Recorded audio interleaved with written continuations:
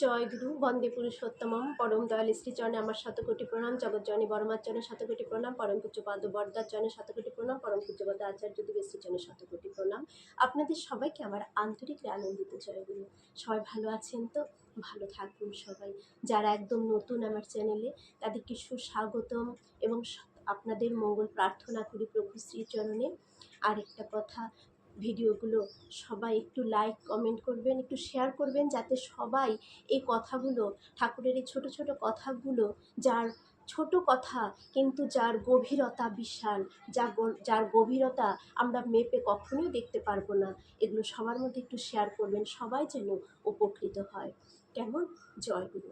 আজকে যে বিষয়টি বলবো, যে ঠাকুর প্রতিদিন আমাদের একটা জিনিস খেতে বললেন, যা খেলে আমরা তরতাজা থাকবো, আমাদের যৌবন ফুটে বেরোবে, যৌবনটা সহজে নষ্ট হবে না, ইয়ং দেখাবে আমাকে। বয়স হলেও আমরা সবাই কিন্তু চাই যে আমরা যেন ইয়ং থাকি, দেখতে আমাদের ভালো লাগে।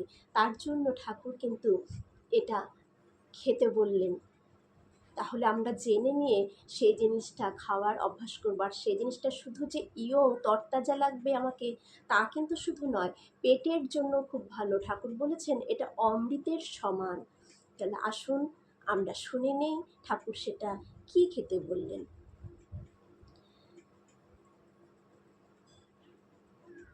শচীনদা ঠাকুরকে জিজ্ঞাসা করলেন, অতুলদাকে দেখিয়ে। শচীনদা অতুলদাকে দেখিয়ে ঠাকুরকে বললেন, অতুলদাকে আমার থেকে যুবক দেখায়। ঠাকুর, আপনিও কম ইয়ং না, আমি একেবারে গেছি। শচীনদা, এখানে বনমালী ঘোষের কাছে ভালো ঘি পাওয়া যায়, সেটা খেতে পারি? ঠাকুর বললেন, হ্যাঁ, দইয়ের থেকে যে মাখন তোলে, তা জ্বালায় যে ঘি হয়, সেটা ভালো।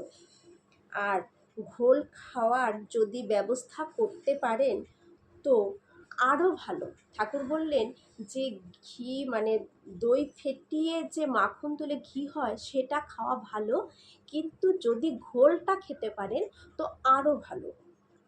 ঘোল অমৃত সম, অমৃতের সমান হচ্ছে ঘোল। ভাবুন, আমরা ছোটবেলা জানি যে ঘোল খাওয়ার একটা এই ছিল, সবার বাড়িতে ঘোল খাওয়াতো, কিন্তু ঠাকুর কি বললেন যে ঘোল অমৃত সমান। প্রত্যেক দিন সকালে উঠে, কি বললেন ঠাকুর? প্রত্যেক দিন সকালে উঠে কেউ যদি এক গ্লাস ঘোল খাওয়ার ব্যবস্থা করতে পারে, তাহলে তো হয়েই গেল।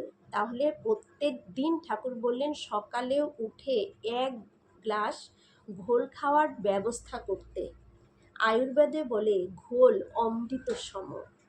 নিয়মিত ঘোল খাওয়ার আদেশ করলেন ঠাকুর, আদেশ করলেন আমাদের সকলকে, করেছিলেন শচীনদাকে, কিন্তু সেটা সবার জন্য আদেশ করলেন তিনি, যে নিয়মিত যেন আমরা ঘোল খাই। কি বললেন ঠাকুর আরও শোনেন।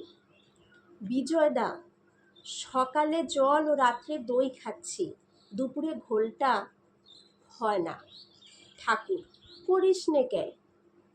করলেই হয়, তাতে ওই বদমালও পরিপোষিত হয়। তাতে ওই যে আমাদের ভেতরে যে বদহজম বা ভেতরে যে গ্যাসের যাদের সমস্যা থাকে, যে মানে একটা ভেতরের সমস্যাটা গ্যাস অম্বলের সমস্যা, সেগুলোও বিনষ্ট হয়, আমাদেরও কাজ হয়। ঠাকুর বললেন, রমণের মা যদি দুপুরে ঘোল খাওয়ার ব্যবস্থা করে, তাহলে ওর যৌবন একেবারে ফুটে বের হবে। ঠাকুর বললেন যে রমণের মা যদি দুপুরবেলায় ঘোল খাওয়ার ব্যবস্থা করে, তাহলে ওর যৌবন ফুটে বেরোবে। তাহলে কি আমরা কি সবাই খেতে পারি? সবাই কিন্তু আমরা আমাদের সৌন্দর্যকে, আমাদের যাতে ইয়ং দেখা যায়, এটার জন্য কিন্তু আমরা সবাই চেষ্টা করি। সবাই কিন্তু চাই যে আমাকে ইয়ং দেখাক। তাহলে তো ঠাকুর বলেই দিলেন যে কি খেলে আমরা ইয়ং থাকবো, আমাদের যৌবন ফুটে বের হবে। যে রমণের মা যদি রোজ দুপুরে ঘোল খাওয়ার ব্যবস্থা করে থাকে তাহলে ওর যৌবন ফুটে বের হবে। বিজয়দা বললেন, ইচ্ছে করলেই খেতে পারিস, একটু নুন দিয়ে খাওয়া ভালো। ওই ঘোলটা বানিয়ে একটু নুন দিয়ে খেতে হবে। ঘোলটা কেমন হবে? ধরুন আপনি জল নিলেন, দই নিলেন, গ্লাসে দইটা নেওয়া হলো, সেই দইয়ের মধ্যে জল দিতে হবে, 1/3 দই 1 জল মিশিয়ে একটু নুন দিয়ে এটাকে এরকম করে ফেটিয়ে নিতে হবে। ফেটিয়ে নিয়ে ওটা ঘোলে পরিণত হয়ে যাবে। অনেকক্ষণ কিন্তু ফেটাতে হবে। এইভাবে ঘোল বানাতে হয়।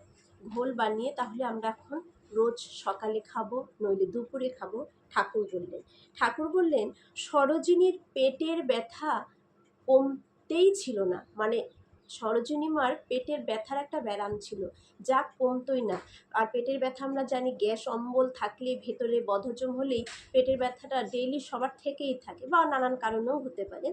তো পেটের ব্যথাটা কমছিলই না, এখন ঘোল খেয়ে ভালো হয়ে গেছে। যেই ঘোল খাওয়ার, ঠাকুরের নির্দেশে ঘোল খাওয়ার অভ্যাস করলেন, তখন থেকে তার পেটের ব্যথাটা একদম কমে গেছে। তাহলে দেখুন, যৌবন ফুটে বেরোবে ঘোল খেলে, পেটের ব্যথা দূর হবে, ইয়ং দেখাবে, বদহজম, গ্যাস সব কিছু থেকে আমরা রেহাই পাবো। ওতে বায়ুও কমে, এই যে বায়ু মানে গ্যাসটাও কমে যায়।